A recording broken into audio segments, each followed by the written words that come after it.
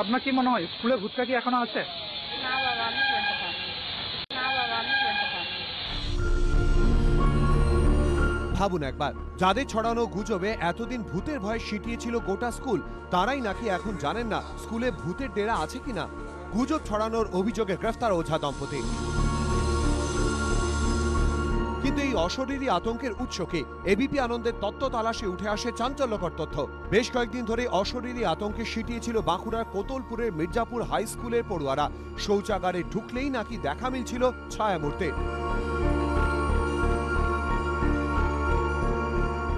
কয়েকদিন আগে স্কুলের শৌচাগার থেকে বেরিয়ে প্রথমে অসুস্থ হয়ে পড়ে দশম শ্রেণীর ছাত্রী শম্পা কুণ্ডু।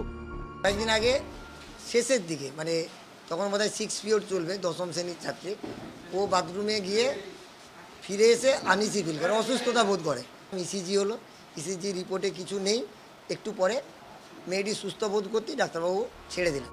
স্কুল থেকে বাড়ি ফিরে অসুস্থ বোধ করায় ছাত্রীকে নিয়ে যাওয়া হয় স্থানীয় ওঝা দম্পতি শিখা বাগ ও শীতল বাগের কাছে। তারাই নিদান দেন স্কুলের শৌচাগারে ঘুরে বেড়াচ্ছে আত্মহত্যা করা এক ছাত্রের অশরীরী আত্মা। এরপরই আতঙ্ক ছড়িয়ে পড়ে গোটা স্কুলে। কেউ হাত বাড়াচ্ছে, না হলে কেউ বলছে যে মাথা কাটা দেখছে, বলছে। আমাদের ক্লাসের মেয়েরাই বলছে। মেয়েরা কি বলছে? বলছে বাথরুমে ভূত আছে। কেউই সেরকম ভাবে কিছু দেখেনি, সবই ওদের মধ্যে গুজব। একজন আরেকজনকে গল্পের ছলে বলছে যে ও দেখেছে, কিন্তু কেউই অ্যাকচুয়ালি দেখেনি।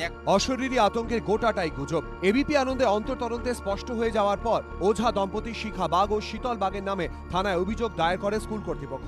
মঙ্গলবার সকালে গ্রাম থেকে গ্রেফতার করা হয় দুজনকে। আপনার কি মনে হয় স্কুলে ভূতটা কি এখনো আছে? না বাবা, আমি বলতে পারবো না। বাবা, আমি বলতে পারবো। যুক্তির কাছে বরাবরই হার মেনেছে গুজব, কুসংস্কার। কিন্তু তারপরেও কুসংস্কারে ভূত তাড়াতে গিয়ে প্রাণ যায় একরত্তি শিশুর। নারীর কপালে জোটে ডাইনি অপবাদ। কিন্তু কেন, কবে পুরোপুরি দূর হবে এই কুসংস্কারের অন্ধকার? প্রশ্নটা থেকেই যাচ্ছে। স্বপন নিয়োগী, এবিপি আনন্দ, বাঁকুড়া।